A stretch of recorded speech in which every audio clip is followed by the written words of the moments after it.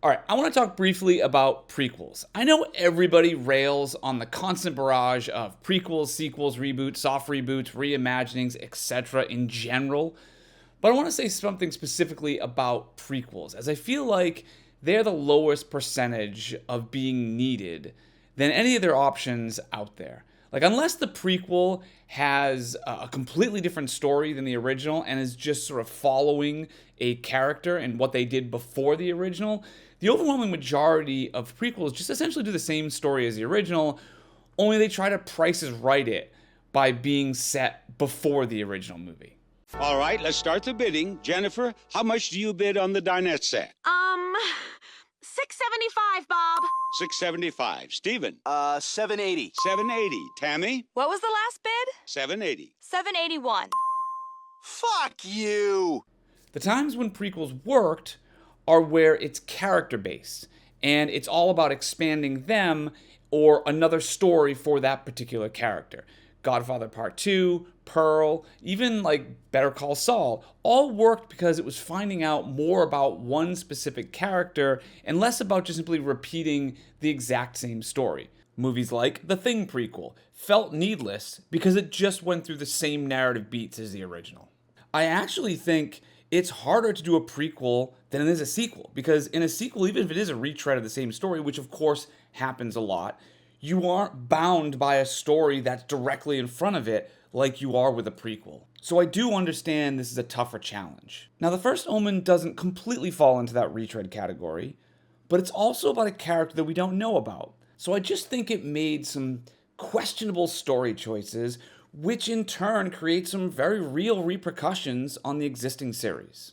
The First Omen is a 2024 movie about an American woman who travels to Rome in order to take her vows as a nun and then discovers a clandestine plot. Okay, I'm going to end up talking a lot about this movie, and it's going to seem like a lot of the things I say are really negative about this film. But I want to be clear, this is not a bad film. This movie actually has a lot of good things going for it. Personally, I just happen to be obsessed with script and story. But I do understand that for a lot of people who watch horror movies, that's less of a priority than the overall horror elements, which, to be fair, are excellent in this movie. So take what I'm saying with a little bit of that filter as I talk about this film. This is the story of Damien from The Omen's birth. But much like The Thing prequel that deals with what happened in the Norwegian camp, how Damien is born is less important than what he is when he's actually alive. But hey, any story can be interesting if it's done well, but it does have to justify its own existence by giving us something different enough where knowing it opens up a new world for that premise. And that's the main problem here. Sure, there is some mystery as to who the mother actually is, and there's some secret things happening in the orphanage itself. But does any of this cast a different light on what we already know or can surmise? I don't think so. Now, there is something new that comes to light, which, to be honest, I found kind of ridiculous, but I'll talk about that in the spoiler section. I will say what this movie has going for it is style and presentation. The atmosphere is very well done, the acting and the special effects all really top-notch. Where it ends up lacking for me is in the script department. Now, putting aside some of the story problems I had, which I'll get into later, it just annoys me sometimes where horror movies can get away with dialogue that would never be allowed in any other type of movie. Dialogue that's filled with obvious exposition, weird jumps in logic, or just a complete lack of subtext, and it just makes the entire thing feel paper thin. So the premise of this movie is about an American girl named Margaret who grew up in an orphanage and had befriended a British cardinal. Now, she decides that she wants to be a nun, and that same cardinal invites her to take her vows in Rome, which is a very prestigious invitation. Now, she arrives and is set to help out with a local orphanage while waiting to take her vows. She then gets paired with this other girl around the same age who's also about to take the vows. Now, first off, one of the things that I think is missing in this movie in general is the overall motivation for the main players that are involved. I just didn't really get Margaret's motivation to be a nun. Like, she mentions one thing offhandedly about being raised in an orphanage and the nuns that had helped her, but she doesn't really seem very devout and seems to exhibit doubts right from the start. I mean, it doesn't help that her roommate immediately takes her out for a night in the town and fosters this doubt, which, by the way, the roommate is also a question as to what her motivation is and why she's becoming a nun, because she seems to really like going out and having fun non-nun style. But as the story unfolds and Margaret begins to suspect the orphanage of questionable intent, the motivation of a great many people also come into question because they don't seem to make much sense to me. Now, there is some explanation given throughout the movie on this, but I don't know. I just found the explanation to be very unsatisfying. Anyway, when Margaret arrives at the orphanage, she's introduced to a young girl named Carlita, who appears to be very troubled. Now, this girl is a reclusive, she draws a lot, and is even very aggressive. Now, the first time Margaret even meets Carlita, Carlita attacks her and scares the shit out of her. Margaret, who also had a difficult childhood in an orphanage, kind of sees a little something in Carlita like herself, and so she is kind of drawn to Carlita. That's fine, but the movie is so interested in Margaret being suspicious of everything around her that it doesn't really take the time to foster that relationship in the early going with Carlita. Instead, it continues to have like scene after scene of Margaret kind of investigating the orphanage as weird things are happening. And it just kind of jumps to where it needs to be. So by the second time that Margaret and Carlita get together, they're just immediately best friends.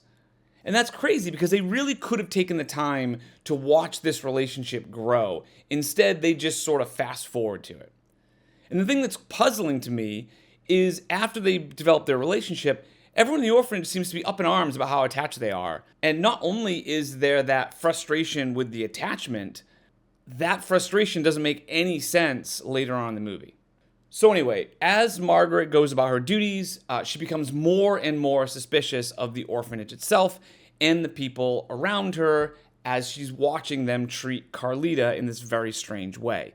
Now, this sends her into the arms of Father Brennan, an excommunicated priest who reaches out to Margaret in order to stop some nefarious plot he believes that the church is orchestrating. Now, this movie is 2 hours long. I have no problem with runtime or long horror movies in general, but there are several scenes in this movie that felt like just kind of extra scenes in order to have some sort of creepy or additional moment. All right, so Margaret, who's suspicious from the beginning until Father Brennan approaches her and tells her that something is up with the church. But instead of listening to him, who's confirming her suspicions, she instead just flips out and doesn't want to hear any of it. So in a panic, he then just asks her to meet him in his hotel room that night and he'll explain everything. Yeah. So this freaked out girl is going to come to your hotel room at night when she wouldn't even stay on the steps in broad daylight with you? I mean, are you out of your... Oh, wait, never mind. She does actually go back to the apartment with him. It just doesn't make any sense to me. Why not just tell her right there? But of course, they needed to have this conversation in a darker, creepier setting. Now that actually brings me to something else that I've kind of noticed in a lot of modern horror movies that I do miss. It's not a huge thing, but I do miss it from movies in the past. And that's, there's no happy moments here. Like everything from frame one is designed to be spooky or downbeat or a jump scare or just be wary of. Like that kind of constant barrage of being on the lookout mentally just robs movies of a spectrum. Like, look at these scenes in The Omen. There's your boy.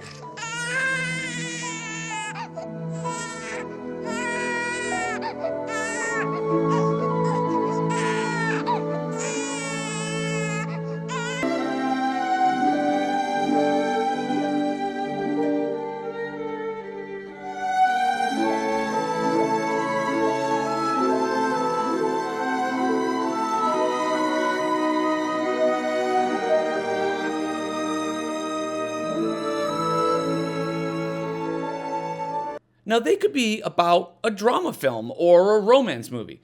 Like, that ability to paint with a full range of colors, I think just allows for a much more memorable and complete film. Now, in this, there's nothing like that. Right from the very first few minutes, there is always something thrown at the audience to just keep us on our toes. And this extends to Margaret. From the time Margaret gets to Rome, she is freaked out. She's constantly suspicious of everyone around her, from protesters causing nearby problems, to just general suspicions, to the visions that she has, to everyone around her acting very strangely. So at no point is there ever a moment of just a normal, relaxed scene. There's always something that's trying to get you to be cautious. And sometimes I just think that's too much. Anyway, back to Margaret. After a run-in with Father Brennan, even though she was freaked out, she decides to continue to investigate the orphanage. And this is where sort of more jumps in logic start getting a little out of hand. Now, in the original movies, sure, it's shadowy, but it's pretty basic. There's just a group of Satanists that are trying to bring forth the Antichrist. This movie, however, takes a bit of a different approach, which I can't really talk about without getting into spoilers. So if you don't want to hear this, just skip ahead to the final thought. Secularism. That's right. They're doing all of this because of secularism. When Margaret goes to Father Brennan's apartment, he tells her that they aren't Satanists technically, just church members that feel because her generation are leaving the church in droves, that they wanted to put a plan in place to bring about the Antichrist and put the fear of God into people so it would bring them back to the church. Yeah. So, all right, so let's just follow that line of logic out to its conclusion. In order to boost their attendance numbers in church, they're going to fulfill an ancient prophecy that creates the son of Satan, creating armies on either shore, turning man against his brother, till man exists no more. so the potential to kill billions of people just so you can have a few more asses in the seats at Sunday Mass. That seems pretty short-sighted to me. Let's also talk about the logistics of this. So Brennan specifically cites Margaret's generation as the cause because they're the ones leaving the church. And throughout the movie, there is a contingent of protesters and sort of hippie ideologies thrown around, as that was rather prevalent in the 60s and 70s, really normalizing the idea of both rebellions and the drifting from traditional Catholic values. Now, that's fine. This movie takes place in 1971. So, okay. But according to the records, they started doing these experiments at least 20 years ago.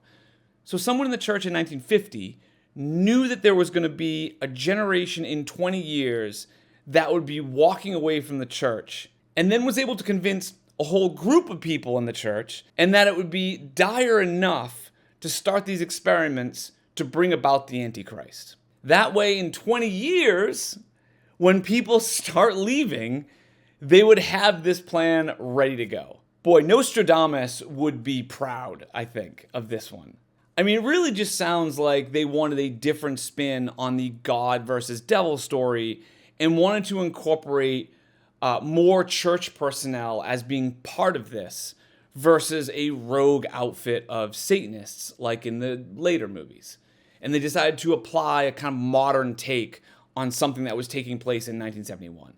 Now, some other weird logic moments are when it's revealed that everyone that Margaret comes in contact with is all a part of this plot in order to create this Antichrist. And it seems like that was the entire reason that she was brought to Rome in the first place, is to be the mother of Damien, or at least a viable candidate. So everything else here that has happened has been a setup, and everyone is in on it. But she's also advised several times against associating with another potential recruit in Carlita. And then she's disciplined for her friendship with her. Now, why have all this subterfuge which only pushed her away and made her more suspicious? Like, why the antagonistic approach? You would think if the entire plot of your 21-year plan hinges on this person kind of going along with everything, you would make it super easy for her to go along with everything and enjoy her stay. Like, why freak her out and get her investigating? that seems to run counterproductive to what you're trying to do. I don't know. But when you're doing prequels, I guess you're just reaching for something. Now, speaking of prequels specifically, one of the things that always bothers me is when a prequel kind of takes something that's famous in the original and then repurposes it for its own use. Once again, kind of undercutting what the original's impact was. Now, if I were to ask, what's the most famous line in The Omen, right? It's all for you. Like, arguably, even if you've never seen The Omen, chances are you've probably heard that line before. It's one of those things that transcends its movie, like, I'll be back, or we're going to need a bigger boat. So, of course, if someone's making anything attached to The Omen, I can just hear the studio notes. You gotta have that line. But of course, if you're gonna do it, you gotta supersize it, right? You can't just do the same old, same old. Now, if you haven't seen The Omen, it's a very simple and effective scene at Damien's 5th birthday party. And it's done with somewhat little fanfare. Damien, I love you. Look at me, Damien. It's all for you.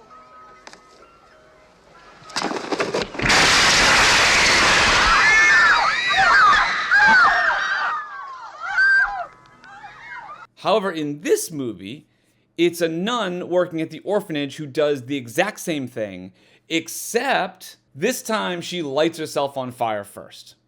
It's all for you. No, don't. My question is, why have this callback? Are they suggesting that this is part of the ritual? That someone needs to do this every time something like this happens? It just doesn't really make a lot of sense. Also, if you're going to go by the chronology of the film that they're trying to set up here, in theory, you would watch this first and then watch The Omen. So when you see this in The Omen, it'll have zero punch. Also, in The Omen, it was directed at Damien because everyone of the cult that was involved in this knew exactly what they were doing. However, in this, it's purposely left ambiguous because they're trying to also keep the mystery of who Margaret actually is. So her saying that, no one knows who she's talking about, or at least Margaret and anyone that's not part of this cult knows what they're talking about. And so it just all becomes kind of confusing and doesn't make sense within the scene that is happening. So it just kind of becomes member berries. The last thing I want to talk about is the end of this movie. Now, what we know from the original Omen, and this is a prequel, this is not a reboot or anything like that. This is an absolute prequel. As we see towards the end of this movie, there's a picture of Gregory Peck as Robert Thorne, the man who is to take Damon, Margaret's baby. So this is directly before the 1976 Omen. Now, from that movie, we're told that Damien's mother died in childbirth. The mother died as your own child. In the same moment. But when Robert Thorne visits the grave, he finds that inside the grave is the skeleton of a jackal, suggesting that Damien's mother was in fact a jackal. However, in this, they decide to swap the two and make Margaret the mother and the jackal their father. We see a jackal burning as Margaret escapes. And I honestly don't have a problem with this because, in the original Omen, it is, of course, a cult. There's a lot of secrets. It's somewhat ambiguous anyway. So the idea of just swapping the mother and the father for who the jackal is not really that big of a deal. The problem that I have is when we go a step further in that and keep Margaret alive for other reasons. Now, this is done so that she could live and run away with Carlita and Damien's twin sister to a house in the middle of nowhere. We see that Father Brennan then shows up and warns them that the church will come for them. However, none of them are mentioned in any of the Omen sequels. It's the ultimate devotion to franchise building. So this is their way to try and create this sort of parallel franchise. So it's like this double whammy of not only going soft on killing the mother in this movie, but also trying to carve out some other series of films that's going to live next to The Omen, just so that they can have the further adventures of Margaret. Now, if Father Brennan knows that Margaret's alive, along with Carlita and Damien's sister, then why, when he goes to see Robert Thorne, he doesn't mention any of that? Instead, he just sends him to an exorcist in the middle of nowhere. You would think if he's trying to convince Robert about his son being the Antichrist, he might direct him to Margaret, who knows exactly what happened the entire time, and who Brennan knows exactly where she lives. Nope, he didn't do that because this is just here to mine the franchise for more movies. Listen, if you want a different story, just reboot the whole goddamn thing. Just reboot the whole franchise. Just say this movie is going to be the start of a new take on the Omen saga. Then you can make the story whatever the hell you want. I still think that there's some choices here that are kind of dumb, and rebooting has its own problems, but at least they have a clean slate and can kind of do whatever they want. Instead, they're trying to fit this into the current world, yet it doesn't make sense within the framework of the story that's written. I don't know. I know I've talked a lot about some of the problems I have with this movie, but I should be fair in saying that overall, I really, really liked the direction, the style, the atmosphere. The acting was really well done, and the special effects were fantastic. There are some excellent sequences in here. I also really enjoyed some of the music that they used in this film, where it kind of harkens back to this almost operatic church choir from the original Omen. Really, for me, it's the script. The script here needed some work, as it just feels really unbalanced. Motivations are questionable. Some of the story points just seem a little ridiculous as they're laid out. I mean, maybe I'm being a little too hard on this movie because it's definitely better than some cheap jump scare fest. Clearly, there is a lot of talent behind the camera here. But it doesn't really add much to the franchise other than finding out who Damien's mother is and setting up 7 more movies. I'd give this movie a C+, but let me know what you think.